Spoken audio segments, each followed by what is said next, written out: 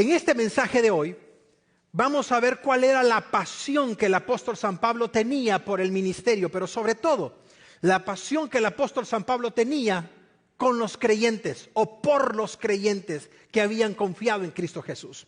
Así es que yo sé que tú ya sabes que vamos a estudiar el capítulo 2. Por favor, abre tu Biblia, o si ya lo tienes ahí, vete conmigo al capítulo 2. Así es que yo te animo, te pido que tengas tu Biblia abierta durante toda esta serie y durante el servicio de hoy, porque vamos a estar yendo a versículos, y te pido que también tengas tu libreta de apuntes. En tu boletín, en la parte de atrás, viene una sección en blanco donde puedes anotar versículos y puntos principales del mensaje para que los puedas estudiar con mayor detenimiento en casa y en la semana con tu grupo de Hogar Oasis. Dice el capítulo 2, versículo 1 en adelante: porque quiero que sepáis cuán gran lucha sostengo por vosotros, ustedes, y por los que están en la Odisea, y por todos los que nunca han visto mi rostro.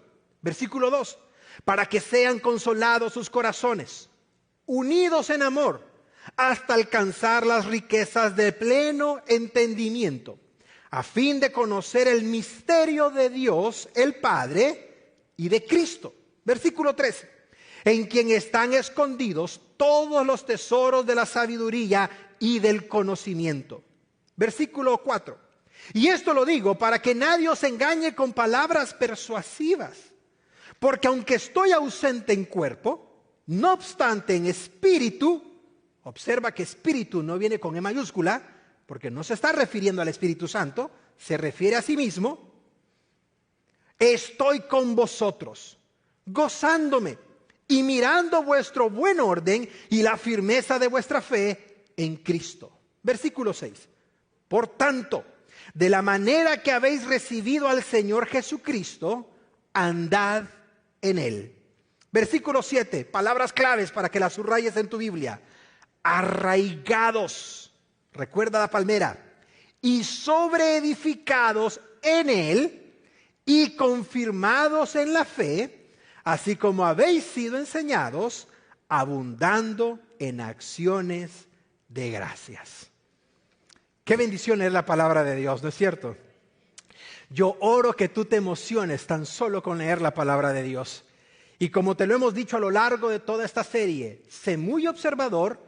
No leas de corrido, no estás leyendo el periódico, no estás leyendo una revista.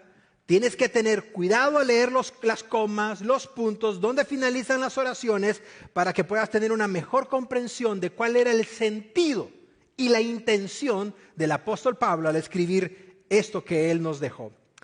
Si lo observas conmigo, hay 4 aspectos que nos describen cuál fue la pasión que el apóstol Pablo tenía por los nuevos creyentes. Hay 4 aspectos que rápidamente vamos a ver en este mensaje, y al final vamos a ver consejos prácticos de cómo podemos desarrollar las raíces y profundizarlas en el Evangelio. Así es que es interesante. Lo primero que quiero que observes conmigo es que esta pasión que el apóstol Pablo tenía por los creyentes le hizo hacer cosas asombrosas que ningún otro apóstol del Nuevo Testamento hizo. ¿A qué me refiero? ¿Sabías tú que Pablo hizo 4 viajes misioneros? El último viaje misionero fue a Roma, y del cual ya no tenemos ningún registro, lo que nos da a entender que ese fue el último viaje de vida del apóstol Pablo. El apóstol Pablo predicó el evangelio en todo lo que conocemos como Asia Menor o lo que es Turquía. Predicó el evangelio en Macedonia, en Grecia, lo que es actualmente Europa. Llevó el evangelio hasta Roma. Predicó el evangelio como ningún otro hombre lo hizo jamás. Experimentó naufragios, tuvo experiencias en donde lo tuvieron que bajar en una canasta a medianoche porque lo estaban persiguiendo para matarlo. Es decir, si a ti te gusta la adrenalina, lee el capítulo 9 hasta el final del libro de los Hechos y no vas a parar de comerte las uñas al escuchar o al ver y a leer la experiencia del apóstol Pablo predicando en todo el mundo antes conocido. Pero hay 4 aspectos que Pablo tenía que nos deben de llamar la atención para que los podamos imitar tú y yo ahora en día. Observa conmigo el primer aspecto. La pasión de Pablo por los creyentes era una pasión extrínseca. Extrínseca. Ay, pastor Eric, usted ya comienza con esas palabras raras. Bueno, apréndelas. Apréndelas, no para que vayas a hacer otra cosa con alguien o para que vayas a darte aire de que eres muy acá. No, apréndelas porque te van a servir en tu estudio personal de las Escrituras. ¿Qué significa extrínseco? Significa algo que de afuera va hacia adentro. Es la contraparte a intrínseco, que va de adentro hacia afuera. Pero cuando hablamos de extrínseco, hablamos que hay una motivación, una fuerza que comienza de afuera, pero lleva hacia adentro. Y eso fue lo que Pablo menciona en el versículo 1. Y permíteme demostrártelo. Observa lo que Pablo dice en el versículo 1. Porque quiero que ustedes sepan cuán gran lucha, refiriéndose a sus prisiones, refiriéndose a sus experiencias que le han llevado a la prisión, cuán gran lucha tengo por quienes. Subráyalo en tu Biblia porque va a mencionar 3 grupos de personas. El primer grupo de personas, Pablo dice, por ustedes, los creyentes de Colosas, a quienes les está escribiendo la carta. Pero hay un segundo grupo de personas que Pablo menciona en el versículo 1. ¿Y cuál es ese segundo grupo? Los de la iglesia de la Odisea. Son los mismos creyentes que menciona Apocalipsis capítulo 1. Los mismos creyentes de la Odisea son estos a los que Pablo les está escribiendo. Y el tercer grupo, Pablo dice, aquellos creyentes que nunca me han conocido personalmente, que no conocen mi rostro. Quedémonos ahí. El apóstol San Pablo está escribiendo y está padeciendo por el evangelio porque tiene una pasión, no que nace en su interior, sino la pasión es los creyentes que acabamos de escuchar, que acabamos de mencionar. Los creyentes de Colosas, los creyentes de la Odisea y los que nunca habían visto al apóstol Pablo. A mí en lo personal me llama mucho la atención lo que él acaba de mencionar acá en el versículo 1. Porque ahora en día los pastores, los líderes, los ministros son conocidos por tener otras motivaciones que no siempre son bíblicas, que no siempre son correctas, que no siempre son cristianas. Te soy muy sincero. Muchas motivaciones de pastores o de personas que sirven a Dios no son tan puras como las que el apóstol Pablo está mencionando. Y yo sé que tú conoces de esos ejemplos en donde pastores y líderes tienen otro tipo de motivaciones, el reconocimiento, el aplauso, el apapacho, la palmeadita, etcétera, etcétera, etcétera. Pero no es Pablo. Pablo no quiere ese tipo de motivaciones. Pablo no tiene ese deseo. Pablo está sufriendo por creyentes que ni siquiera lo conocen. Te cuento una experiencia. En una ocasión me invitaron a predicar en un lugar. Y cuando pasamos a estar con los demás pastores que estaban en la zona o en el evento, uno de los pastores se acercó y me dijo, Pastor Eric, esto fue cuando comenzaba Facebook, por cierto. Me dijo, Pastor Eric, ¿cuántos seguidores tienes en Facebook? A mí me agarró en curva la pregunta, te soy sincero. Y le contesté y le dije, pues la verdad que no sé, no llevo la cuenta. Y este pastor me dijo, pues yo lo acabo de ver en tu página y déjame decirte que tengo el doble de los que tú tienes. Me llamó mucho la atención y me cayó en gracia el comentario. Porque muchas personas, y creo que esto ha ido menguando en cuanto a la red social que van disminuyendo, pero al principio pareciera una fiebre de cuántas personas tienes de seguidores, o cuántas personas te siguen, o cuánto aquí, cuánto allá. Y eso en lugar de alimentar a las personas para que siguieran a Cristo, creo personalmente, y puedo estar equivocado, que alimentaba el ego de las personas. Alimentaba la vanagloria de las personas. Tengo más de 1 millón de seguidores, o tengo aquí, o tengo allá. Pablo no entra en esa categoría. La motivación de Pablo no era interna. La motivación de Pablo era externa. Era el corazón de los creyentes de Colosas, el corazón de los creyentes de la Odisea y el corazón de los creyentes que nunca lo habían escuchado o visto, pero que necesitaban conocer las doctrinas del Evangelio. Eso me da una gran lección del corazón que el apóstol Pablo tenía. Y sin lugar a dudas es una lección para ti también. Para que cuando las personas te vean a ti, no terminen diciendo qué hombre tan sabio, qué mujer tan sabia. No, terminen diciendo, yo quiero ser como él porque refleja a Cristo. Yo quiero ser como ella porque habla con mansedumbre. Yo quiero ser como esa persona porque tiene paciencia, porque se le nota que tiene a Cristo. Porque tiene algo diferente, porque habla diferente, porque actúa diferente, porque su vida es diferente. Cuando dejamos de proyectarnos a nosotros mismos y proyectamos a Cristo Jesús. Y si tú lo recuerdas, la palabra del Señor nos enseña que por los frutos conoceremos quiénes realmente son seguidores de Cristo y quiénes realmente no lo son. Así es que yo te pregunto el día de hoy, ¿reflejas a Cristo? ¿Reflejas a Cristo en tus conversaciones? ¿Reflejas a Cristo en tu trabajo? ¿Reflejas a Cristo en tus pasatiempos? ¿Reflejas a Cristo en tu tiempo libre? ¿Reflejas a Cristo en todas las áreas de tu vida? Si no lo haces, yo te animo a que ahora comiences a hacerlo. A que tú digas, voy a reflejar a Cristo en pequeñas cosas. Voy a reflejar a Cristo en todo lo que yo haga. Voy a reflejar a Cristo en todo lo que yo platique. Voy a cambiar mi conversación. Voy a cambiar mi vocabulario. Voy a cambiar mis chistes. Voy a cambiar todo para parecerme más a Cristo.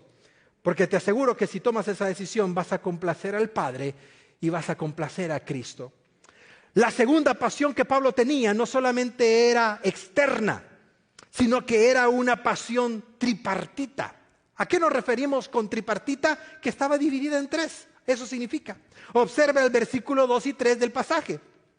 Para que sean consolados sus corazones. Observa que Pablo dice que hay un propósito por el cual está padeciendo. ¿Y cuál es el propósito de padecer? No era porque a Pablo le gustaba el dolor. No era porque era aficionado de estar en las prisiones romanas. No porque era masoquista. Sino Pablo dice, lo que estoy sufriendo, lo sufro en primer lugar para que sus corazones sean consolados, para que ustedes estén unidos en amor y para que tengan pleno entendimiento. Así es que vamos a irnos despacio en esas tres cosas que Pablo menciona. Y quiero que las subrayes conmigo en tu Biblia. Lo primero que Pablo menciona es que todo lo que él está padeciendo lo hace para que los creyentes sean consolados. Yo te pregunto, ¿has sentido tú la necesidad de ser consolado o consolada en alguna etapa de tu vida? Todos necesitamos ser consolados. Porque la vida está llena de adversidades. La vida está llena de problemas. La vida está llena de situaciones que tú ahora estás feliz, contento, sano con tus hijos y mañana no sabes lo que va a suceder. Hoy estás en tu sala de casa, de estar con tu familia, viendo una linda película. Y mañana estás en la sala de un hospital, en el cuarto de emergencias, porque tu ser querido está en una camilla. Y no puedes conciliar el sueño. Y lo único que esperas es que el doctor salga de la sala de operaciones o llegue un enfermero y te dé buenas noticias. Y hasta el hambre se te va, ¿no es cierto?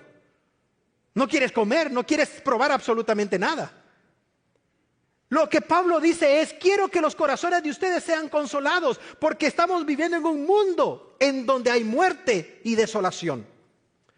Yo creo que para este punto, que ya vamos en el tercer día o cuarto día de la invasión de Rusia a Ucrania, ya viste videos, ¿no es cierto?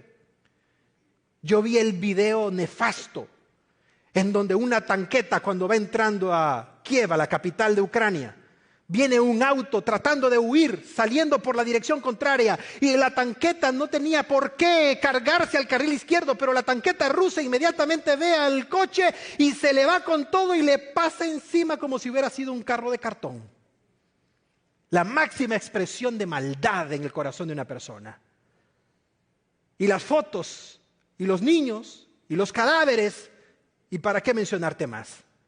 Pablo dice, yo estoy pasando esto porque sé que ustedes necesitan ser consolados. Y ese es el propósito de la vida. Todos vamos en esta vida y van a haber situaciones en donde necesitemos ser consolados por otros. Ahora, yo quiero que sepas algo. Escúchame con atención lo que voy a decir. ¿Tú quieres aprender a consolar a alguien? Prepárate. Porque si tú nunca has sufrido y nunca has llorado, entonces tú no estás listo para consolar a otra persona. Las únicas personas que pueden consolar a otros son los que también han padecido. Son los que también han sufrido. Son los que también han llorado. Son los que también han experimentado en carne propia el dolor. Esas personas pueden decir, quiero y puedo consolarte, porque pasé por eso. Hace 6 meses, hace 3 años, hace 1 año. Perdí a mi esposa, perdí a mi esposo, perdí a un hijo, perdí a un familiar, quedé sin empleo, me dieron una carta de desalojo, no supe qué hacer. Pero ¿sabes algo? Dios estuvo ahí. Y si Dios estuvo conmigo, también estará contigo. Si me sacó a mí, también te va a sacar a ti. Si levantó a mi esposo, también te va a levantar a ti. Si levantó a mis hijos, también te va a levantar a mí. Y escúchame, Si aún no levantó a nadie, si no respondió nada, si aún así se cumplió la carta de desalojo, si aún así el empleo se perdió, si aún así tu familiar falleció, aún con eso, el nombre del Señor es glorificado y el nombre del Señor es alabado. Y Él es perfecto en lo que hace y Él es bueno en lo que hace. Y todo lo que hace tiene sentido y todo lo que hace tiene propósito.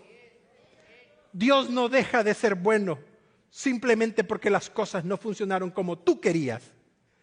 Dios no deja de ser Dios simplemente porque no respondió como tú esperabas. Él sigue siendo Dios. Y tú sabes algo maravilloso de Dios, que Él va a transformar ese dolor y esa amargura y ese resentimiento. Él lo va a transformar si tú le das la oportunidad. Y Él va a transformar esa perspectiva negativa de la vida, negativa de todo, y esa depresión Él la va a quitar si tú le permites que lo haga. Te digo algo. No hay mejor terapia y terapeuta que el Evangelio y nuestro Señor Jesucristo. No existe. Y quiero aclarar esto, con lo que estoy diciendo, no estoy desacreditando la terapia cristiana ni los terapeutas que estudian muchos años para poder hacer un buen trabajo en nuestra iglesia, tanto en inglés como en español. Tenemos buenos departamentos de consejería, pero nunca un departamento de psicología o consejería cristiana va a sustituir el mensaje del Evangelio y va a sustituir la obra que Cristo hace en el corazón de las personas. Solamente Cristo puede hacer eso en la vida de las personas. Dale un fuerte aplauso al Señor. Esto es para ti, Padre. Y quiero que anotes este versículo para que lo tengas como referencia. Recuerda que estamos enseñándote a hacer tu propia cronología de pasajes. Y si estás ahí a la par de tu Biblia en Colosenses 2:2, anota 1 Corintios 1:18 para que cuando vuelvas a llegar a este pasaje de Colosenses, sepas que hay un contexto en 1 Corintios 1:18. Observa lo que el apóstol San Pablo dice en este pasaje. Este versículo es poderoso. Pablo dice, porque la palabra de la cruz. ¿Cuál es la palabra de la cruz? El Evangelio. Porque el Evangelio es locura para los que se pierden. Claro, se burlan. Para ellos es cuento, fábulas, historias inventadas. Pueden decir lo que quieran. Te digo algo, no cambia la realidad. El Señor sigue sentado a la diestra del Padre. Y el Señor sigue siendo Dios. Eso no cambia, no va a cambiar absolutamente nada. Y te digo algo, para que te arda. Bíblicamente hablando, pues, tú te vas a doblegar ante Cristo, ya sea en esta vida o en la venidera. Pero no vas a dejar de doblegarte ante Cristo. No vas a dejar de doblegarte ante Cristo. Toda rodilla se va a doblar ante Cristo. Toda rodilla. Así es que tú decides si lo quieres por las buenas o la quieres por las malas. Y Dios te da toda una vida para que decidas. Pablo dice, porque el mensaje de la cruz es locura para los que se pierden. Pero para todos aquellos locos que han creído en el mensaje de la cruz, para todos aquellos que no llegaron ni siquiera a la primaria, la dejaron truncada, aquellos que con esfuerzo sacaron el sexto, aquellos que con dificultad terminaron una carrera, aquellos que todavía no entienden todo, pero algo sí entienden, que Cristo murió en la cruz. Y que sus vidas han sido transformadas. Para esos locos, dice Pablo, el mensaje de la cruz es poder de Dios, es poder del Señor. Gloria a ti, Padre. Es poder de Cristo. Así es que aunque tú y yo no entendamos todos los misterios de la Biblia, lo que sí entendemos es Cristo murió por nosotros. Y ese es el mensaje de la cruz. Pero lo segundo que Pablo menciona en estos dos versículos es que él se esforzaba para que los creyentes no solamente fueran consolados, sino para que vivieran en amor. Pablo dice para que estén unidos en amor. Y te digo algo, es interesante, escúchame con atención esto, en los campus, escúchenme. Es interesante porque en esta iglesia de Colosas habían entrado nuevos maestros. Pablo está en prisión. Pablo no está presente para poder debatir con ellos, para poder abrir los manuscritos del Antiguo Testamento, y con la profundidad bíblica que Pablo tenía, al haberla recibido del Señor, al tener el respaldo del Espíritu Santo y el haber sido uno de los mejores estudiantes de Gamaliel, quien hasta la fecha es reconocido por el judaísmo como uno de los más profundos eruditos judíos de la época cristiana, Pablo dice: aunque yo no esté con ustedes, les pido que estén en amor. Y entiendo bien esto, porque lo que une a la iglesia de Colosas no son las ideologías de estos nuevos maestros.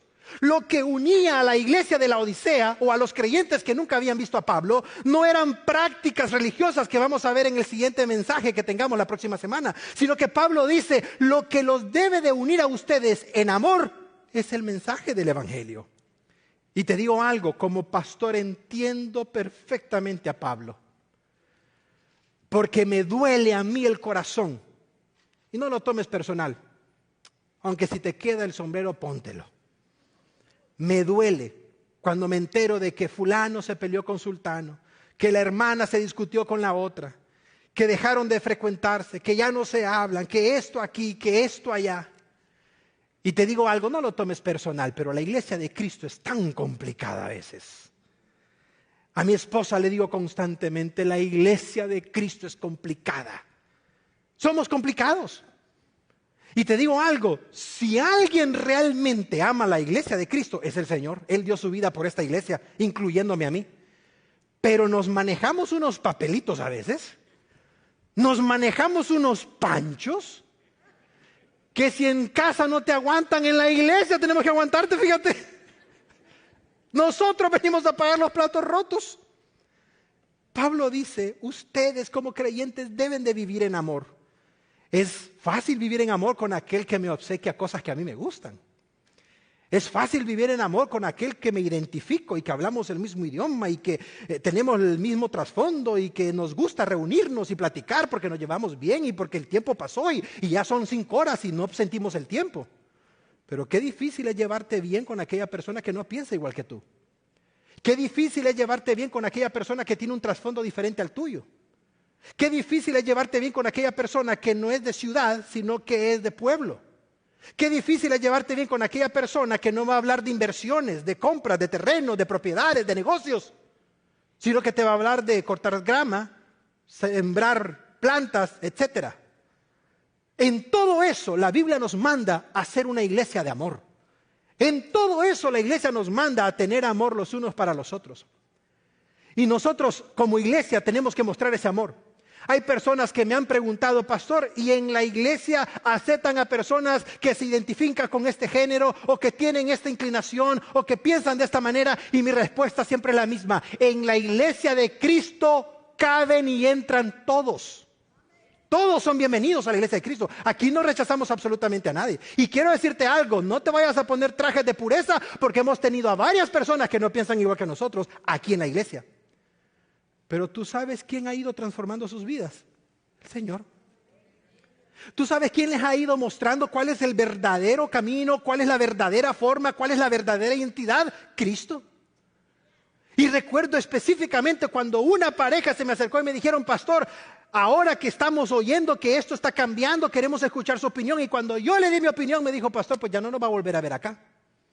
Si eso es lo que ustedes han decidido, adelante. No viene de mí, es porque ustedes no quieren seguir el consejo de la palabra de Dios. Pero eso no es porque no los amamos. Eso es porque los discriminamos. No, aquí no discriminamos a nadie. El Señor no te discriminó a ti ni me discriminó a mí. ¿Por qué lo vamos a hacer nosotros? Pero es muy diferente a decir que todos son bienvenidos porque van a escuchar la palabra de Dios, a decir que todos están aceptos y van a servir como si nada pasara. Eso es algo muy distinto.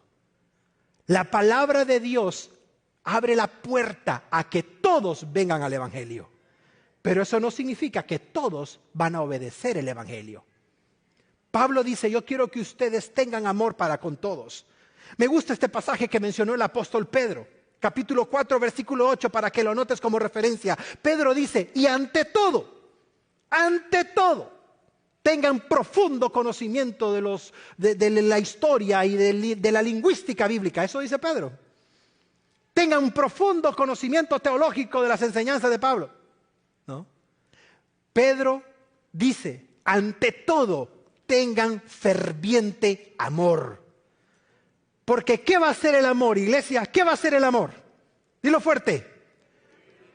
Cubrirá multitud de pecados. Dale un fuerte aplauso al Señor. Eso es lo que va a hacer el amor. ¿Por qué te ha perdonado tantas tu esposa? Porque te ama. ¿Por qué te ha perdonado tantas tu esposo? Porque te ama, hay amor. Y un poquito de otras cosas, pero esas se las vamos a dejar a la familia Navarrete cuando ya estén listos para volver a incorporarse otra vez. Recuerda esto, el amor cubre multitud de pecados. El verdadero amor y el ferviente amor. Así es que yo te pido que si tú necesitas ese amor, lo tengas. Y si tú necesitas que el Señor te hable, te ministre, oro que le des la oportunidad, que así sea, para que cumplas lo que Pablo acaba de decirnos. Número 3, Pablo tenía una pasión para que los creyentes tuvieran algo que nos hace falta ahora en día. ¿Y qué es, Pastor Eric? Entendimiento. Observa lo que dice la parte final. No solamente Pablo oraba para que fueran consolados, no solamente oraba para que estuvieran en amor, sino que para que fueran creyentes con entendimiento, que pudieran conocer las riquezas del pleno entendimiento del Evangelio. Es que el Evangelio no son misterios revelados. El Evangelio no son enseñanzas profundas solamente para iluminados, como querían hacer ver estos falsos maestros infiltrados en Colosas. Pablo dice, ese no es el mensaje del Evangelio. El mensaje del Evangelio es tan sencillo que hasta un niño lo puede entender y lo puede creer. Y es interesante porque Pablo le enseña a los creyentes de Colosas que deben de ser creyentes con entendimiento. Ahora yo te pregunto esto, por favor, no me contestes, no respondas, no digas sí, solamente medita y reflexiona. Ahora que hemos introducido este nuevo estudio para hombres y mujeres en nuestra iglesia, hemos tenido desafíos, por no decir otra cosa. ¿Sabes por qué? Porque muchas personas no estaban acostumbrados y acostumbradas a leer de una forma metódica la palabra de Dios. Es más fácil leer los versículos de forma superficial, pero cuando tienes que profundizar, cuando tienes que apartar 2 horas o por lo menos 1 hora diaria para tu estudio devocional, cuando tienes que apartar tiempo para hacer tus tareas, cuando tienes que leer para analizar, cuando tienes que realmente apagar la televisión y apagar el celular para enfocarte, es cuando, ay, qué difícil está este estudio. Ay, no, mejor yo ya no voy porque está demasiado difícil, no lo entiendo. Pero eres muy bueno para el Facebook.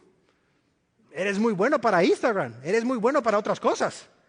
Eres muy bueno para WhatsApp y para tantas cosas más que ahora están de moda. ¿Por qué entonces la residencia para estudiar la palabra de Dios? Por una cosa, porque nos ha faltado el hábito. Y quiero pedirte esto a manera de petición de tu servidor como pastor de la iglesia. Yo te pido que no dejes de venir a los estudios o no dejes de ir a los estudios en cualquiera de los campus que se está estudiando la palabra de Dios. Es preferible que tú vayas y digas, ¿saben qué? Tuve dificultad para entender este pasaje. En cada mesa va a haber un guía, va a haber un coordinador, va a haber una persona que te va a ayudar. Y si por alguna razón esa persona no entiende o tiene alguna dificultad, también hay otra persona que le puede ayudar a esa persona y de paso te puede ayudar a ti. Pero no dejes de venir, no dejes de hacer tu tarea, no dejes de estudiar la palabra de Dios. Cuando abras la Biblia, dile al Señor, Señor, tú sabes que me cuesta un poco estudiar la Biblia, pero yo voy a estudiarla, Señor, y algo se me tiene que quedar. Y yo te aseguro que el Señor lo va a hacer. Y si lo invocas a Él, de repente vas a ver cómo se te abre el sentido, cómo se te abre el conocimiento, y algo se te va a quedar, y Dios te va a ministrar a través de eso que se quedó en tu corazón. Pero te digo, no hay cosa mejor que tú estudies y entiendas la palabra de Dios. Porque eso era la voluntad que el apóstol San Pablo tenía para con los creyentes. Pablo tenía una pasión y una motivación extrínseca por estos creyentes. Pablo tenía una motivación tripartita por estos creyentes. Y Pablo tenía una pasión protectora por estos creyentes. Y entiendo a Pablo en todo sentido. Porque ¿cuánto cuesta ganar una persona para Cristo? Y qué fácil es que esa persona se vaya por otra dirección cuando no son cuidados y pastoreados correctamente. Observa lo que el apóstol Pablo dice en los versículos 4 al 5. Pablo dice, y esto lo digo para que nadie os engañe. con palabras que son muy bonitas, con palabras que qué bonito se oyó, no entendí nada, pero qué bonito se oye. Pablo dice con palabras persuasivas, ya vamos a ver qué son esas palabras persuasivas. Versículo 5, porque aunque estoy ausente de ustedes por estar en Roma prisionero, pero el Espíritu, mi Espíritu está con ustedes y me gozo y veo el buen orden y la firmeza de la fe que ustedes tienen en Cristo Jesús. Me llamó mucho la atención cuando Pablo dice, nadie os engañe, engañar. Me di a la tarea de buscar la palabra engañar y encontré algo interesante. La palabra engañar era una palabra que se utilizaba originalmente para enredar. De hecho, la raíz griega de la palabra engañar es la misma raíz que se utiliza para engañar. Dicho de otra manera, Pablo dice que nadie los enrede con palabras persuasivas. Y si tú has tenido la oportunidad de escuchar a estas personas o a alguien que no enseña la palabra de Dios y que no es bíblico en su manera de exponerla o interpretarla, tú sabes que con una media cosa te envuelven y terminan diciéndote que necesitas volver a bautizarte y terminan diciéndote que necesitas guardar el sábado y terminan diciéndote que no debes de comer esto o lo otro y terminan diciéndote que ahora tienes que hacer aquí y hacer allá y tú dices hasta ahora conozco el verdadero evangelio. Pablo dice, no se dejen engañar, no se dejen enredar. Y te recuerdo algo, si algo hace Satanás muy bien, es engañar a las personas. En eso Satanás es perfecto. Engañó a Eva y ha engañado a una multitud de personas a través de la historia. Y es interesante porque la palabra engañar en el diccionario en español significa darle a la mentira apariencia de verdad. Eso significa engañar. Darle a la mentira apariencia de verdad. Yo te pregunto, ¿te has dejado engañar tú? Pastor, es que yo necesito conocer todas las religiones del mundo para que no me engañen. No. Necesitas conocer el verdadero evangelio para que cuando escuches algo que se parezca, cuando leas algo que creas que es, cuando oigas por ahí algo que se le parezca, tú digas, no, yo conozco el verdadero evangelio. Esto parece ser, suena igual, pareciera que es parecido, pero en realidad no es el verdadero evangelio. Entonces, en lugar de que conozcas todas las religiones, mejor dedícate a conocer el verdadero evangelio, que cuando lo hagas, yo te aseguro que nadie te va a poder engañar de lo que es la enseñanza de Cristo. Me llama la atención que Pablo tenía este corazón por las personas. Y yo te pregunto, ¿está eso mismo en tu corazón? ¿Está ese deseo de que nadie te engañe? ¿Está ese deseo de conocer las Escrituras para que nadie pueda aparentar la mentira como si fuera verdad? Lo cuarto, y con esto finalizamos, Pablo tenía una motivación extrínseca, Pablo tenía una motivación tripartita, él tenía una motivación protectora por los nuevos creyentes y él tenía una motivación pastoral.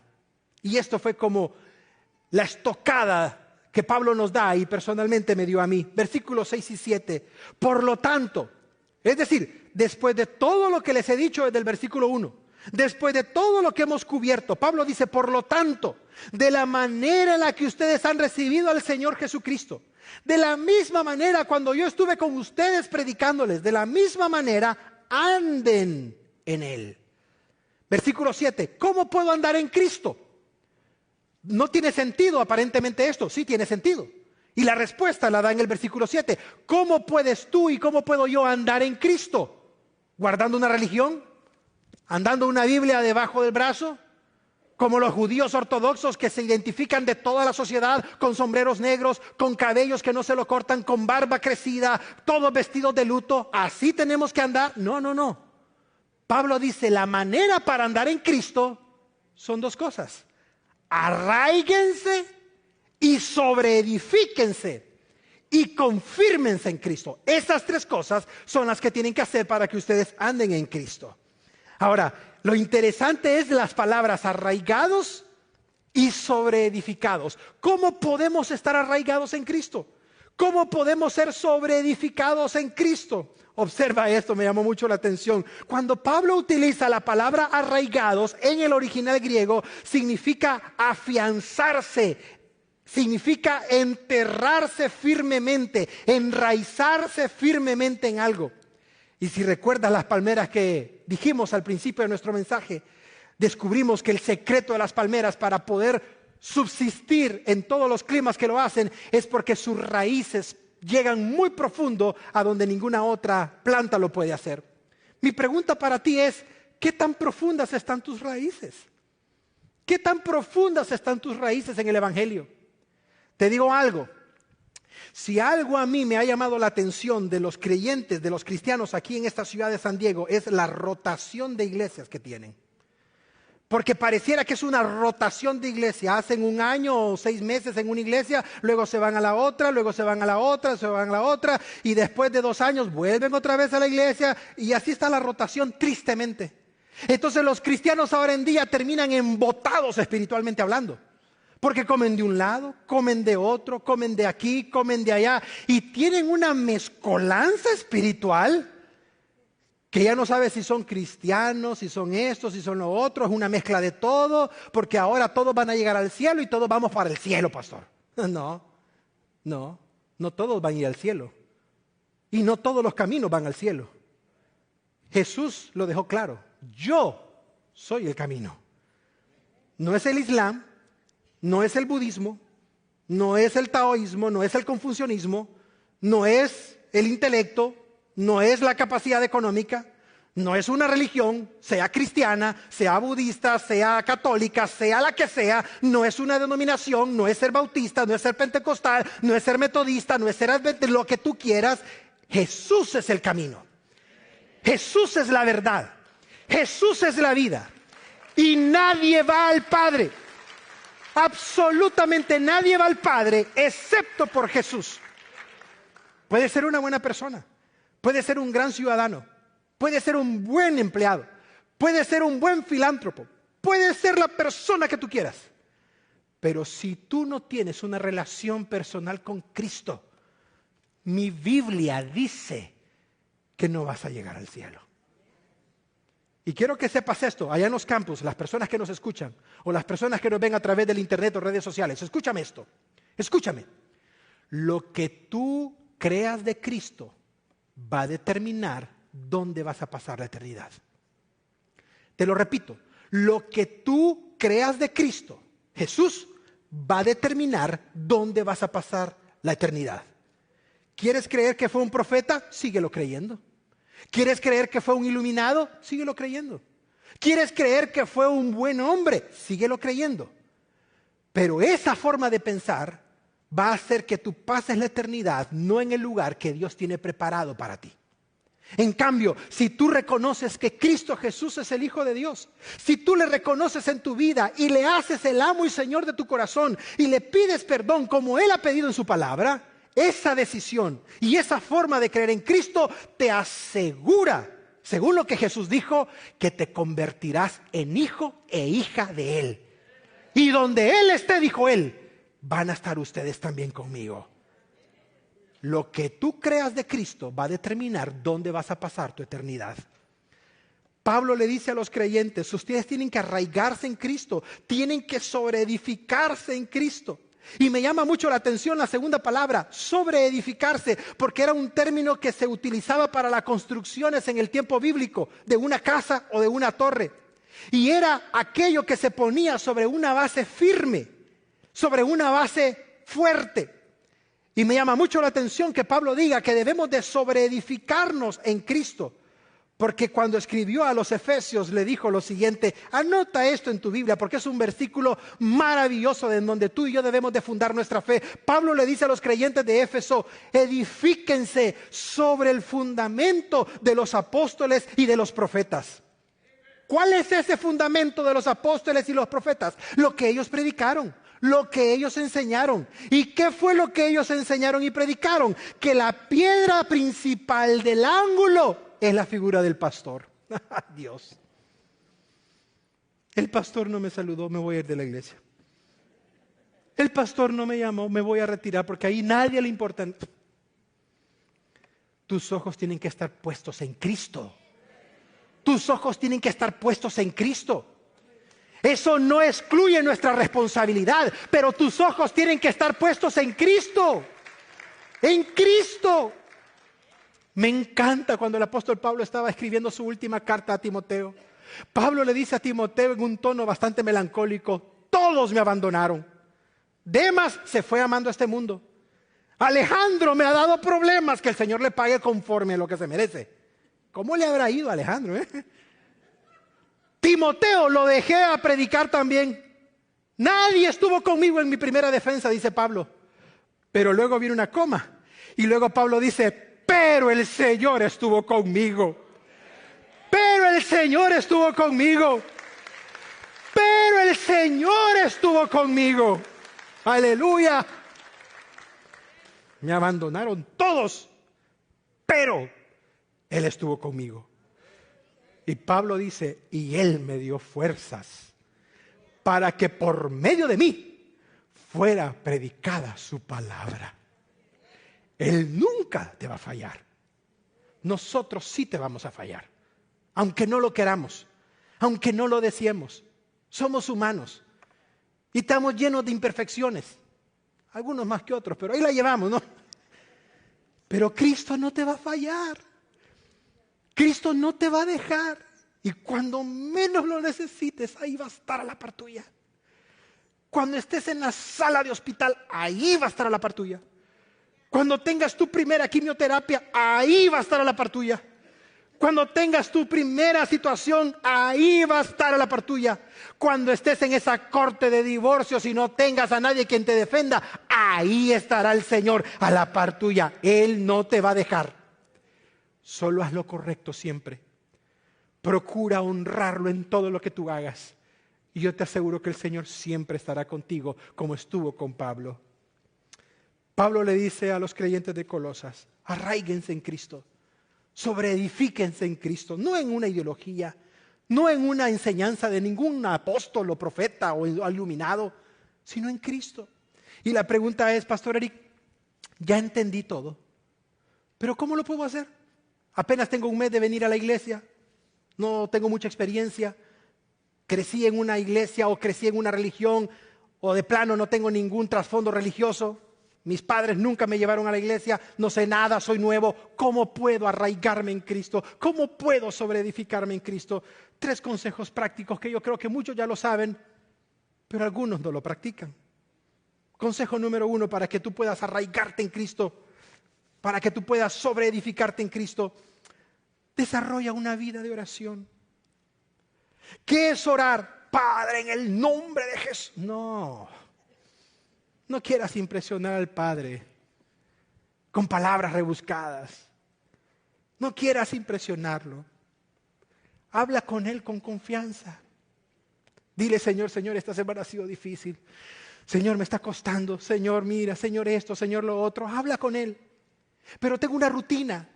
No cuando vayas al trabajo, porque se te va a meter un carro y se te va a salir el viejo hombre o la vieja mujer y va a cerrar esa oración. Perdóname, Señor. No. Tengo una rutina. Vete a la playa, vete al bosque, ve a caminar. Tengo un lugar ahí en tu casa. Me llama la atención porque grandes hombres de Dios tenían una rutina para evangelizar o para hacer grandes cosas, pero muy pocos tenían una rutina para la oración. Y recuerdo el caso de una mujer que fue tremendamente usada por Dios. Tenía 11 o 12 hijos. Y cuando quería darse su tiempo y no había lugar porque eran extremadamente pobres, este hombre cuenta que después fue usado por Dios profundamente. Esta mujer usaba el delantal y se lo cubría en una esquina de la casa, y todos los hijos sabían que en ese momento mamá estaba teniendo su tiempo con Dios. Con un delantal, cubriéndose por completo para que nadie la interrumpiera. Si ella lo pudo hacer, ¿por qué no lo puedes hacer tú? Me llama la atención porque cuando Jesús eligió a los 12 discípulos, observa lo que dice Marcos. ¿Para qué los eligió? Marcos dice: y estableció a 12 discípulos para que fueran a evangelizar. Sí, en parte. Para que fueran a echar demonios. También en parte. Pero había algo primero. ¿Lo observas conmigo en el pasaje? ¿Lo observas conmigo, iglesia, allá en los campos? ¿Lo observan? Lee bien. ¿Qué es lo primero que Jesús buscaba de sus discípulos antes de que fueran a predicar? Dilo fuerte, iglesia, que se escuche. ¿Cómo vas a ir a predicar si no has pasado tiempo con Él? ¿Cómo vas a ir a evangelizar? ¿De qué vas a hablar? ¿De lo que te memorizaste? ¿De lo que has aprendido? 2 más 2, 4, 3 por 3, 9. ¿De eso vas a ir a hablar? Porque cuando pasas con Cristo, 2, 3 palabras dices y se te nota. Se te nota. Y también se nos nota cuando no hemos pasado con Cristo. A mí mi esposa me lo dice seguido. No tan seguido, pero ella me lo ha dicho. Se nos nota cuando no pasamos con Cristo. Marcos dice, Jesús escogió a 12, primero para que estuvieran con Él y después que los mandaran a predicar. Segundo consejo, ya que ya entiendes la oración, adopta una lectura de la palabra de Dios como hábito, como parte de tu rutina. ¿Cuánto tiempo le dedicas a los programas de Netflix? ¿Cuánto tiempo le dedicas a checar tu celular? Ahí te dice, vete a las opciones y ahí te dice cuánto tiempo pasaste la semana pasada metido en tu celular. ¿Por qué no sustituyes ese tiempo por la lectura de la palabra? ¿Por qué no lo haces? Es que me cuesta, pastor. Sí, todo lo que es bueno cuesta. Si no costara, todos lo hicieran. Pero por eso hazlo. Porque cuando lo hagas vas a descubrir 6 ventajas de estudiar la palabra de Dios y las vamos a tomar del mismo pasaje de 2 de Timoteo. Observa lo que Pablo dice. Hay 6 beneficios de estudiar formalmente la palabra de Dios y espero que rápidamente los anotes en tu Biblia. Pablo dice, toda la escritura es inspirada por Dios. El Espíritu Santo la inspiró. Y es útil, primer beneficio, para enseñar. Segundo, para redarguir. Tercero, para corregir. Cuarto, para instruir en justicia. Quinto, para que la persona que lo haga, sea hombre o mujer, logre la perfección. No extensión de errores, no, logre la madurez, como aprendimos en nuestro anterior mensaje. Y luego el último beneficio, Pablo dice, para que esté preparado ese hombre y esa mujer para toda buena obra. Ahí tienes 6 beneficios de estudiar la palabra de Dios. Hazlo, estúdiala. Estúdiala, yo te aseguro que cuando te enamores de ella no vas a parar. Y el último consejo antes de despedirnos, no solo te pido que aprendas a desarrollar una vida de oración, una vida de lectura, sino que aprendas a desarrollar una vida de comunión. ¿Con quién? Con la persona que tienes a tu lado, con esa persona. Y no me refiero a tu esposo o a tu esposa, me refiero a las personas que forman parte de la iglesia de Cristo. ¿Sabes algo bien interesante? Algunas personas me han dicho, es que la Biblia no habla de membresías. La palabra textual no habla de membresía, pero la Biblia habla de que somos miembros del cuerpo de Cristo. La Biblia habla de que somos parte del cuerpo de Cristo, somos miembros de algo. Por lo tanto, convivimos con otros y los que conviven con nosotros, al igual que nosotros, no siempre vamos a ser totalmente entendibles, pero la Biblia nos manda a que convivamos los unos a los otros. Y este pasaje te lo dedico y va con dedicatoria para aquellos que pudiendo venir a la iglesia, no vienen. He dicho, Señor. Hebreos 10:25, léelo. No dejes de congregarte, dice la palabra de Dios. Ay, pastor, es que esto del Omicron, sí, pero algunas fotos he visto en Facebook y estás con muchas personas, ¿eh?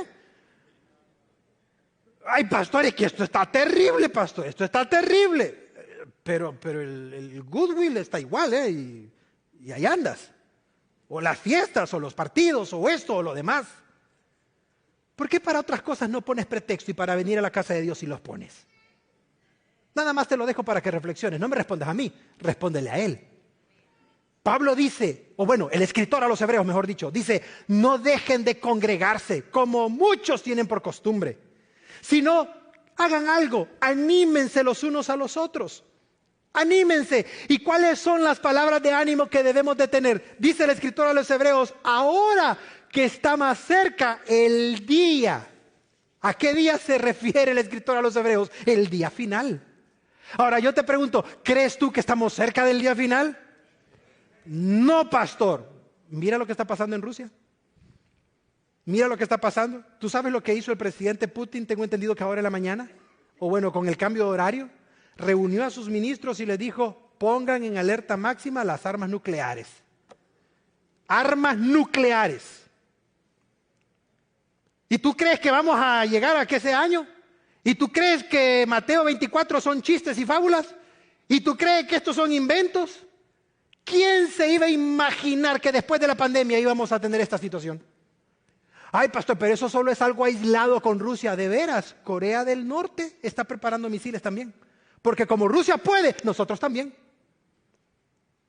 China, que desde hace tiempo le lleva hambre a Taiwán, ya está preparando también armamento y militares. Es decir, todo se está moviendo. Todo se está moviendo. Y tú sabes algo increíble de todo esto. Dios está moviendo todo el escenario del mundo para que se alinee perfectamente al día final del cual Hebreos 10:25 nos dice. Entonces, ¿por qué no vamos a dejar de congregarnos para animarnos mutuamente? Pastor, me da miedo lo que está sucediendo. ¿De veras te da miedo? Entonces, ¿dónde tienes tu confianza? A mí no me da temor. No me da temor. Puede darnos un poco de expectativa, pero no miedo. ¿Por qué miedo? Porque nosotros sabemos cuál es nuestro destino final, iglesia. Nosotros sabemos quién es el ganador de todo este juego. Nosotros sabemos quién es el ganador de toda esta batalla. Nosotros sabemos quién gana al final de la historia. Cristo Jesús gana. Por lo tanto, las aflicciones las tenemos que experimentar, pero al final de la historia sabemos cómo termina todo. Y el escritor a los Hebreos dice, cuando se reúnan, recuérdense eso, que somos victoriosos en Cristo. Ahora yo te pregunto, ¿dónde tienes tu confianza? Si no la tienes en Cristo, hoy puedes tenerla en Cristo. Hoy puedes tener la confianza puesta en el Señor. Pastor, es que yo no estoy en Rusia, así es que eso no me afecta. Yo no sé por qué situación estás pasando hoy o vas a pasar esta semana. Pero te digo algo, el Señor ha dicho que si tú confías en Él, cualquier situación que pueda venir sobre tu vida, Él estará contigo. Yo te pido que conozcas a Jesús, al mismo Jesús que Pablo predicó a los colosenses. Es al que yo confío y espero que tú hayas podido ver y escuchar el día de hoy. Y tú digas, yo necesito a ese Jesús. No necesito una religión, no necesito un credo, no necesito un sacerdote, un pastor. Necesito a Cristo Jesús. Y si tú lo buscas de corazón, Él te espera con los brazos abiertos. Y te va a decir como le dijo aquella mujer pecadora que fue encontrada en el acto. ¿Dónde están los que te juzgan? ¿Dónde están los que te condenan? Nadie, se fueron, Señor. Yo tampoco te condeno. Vete, pero no peques más. Y esas mismas palabras son las que el Señor te puede decir el día de hoy. Y no te imaginas la alegría que vas a sentir en tu corazón.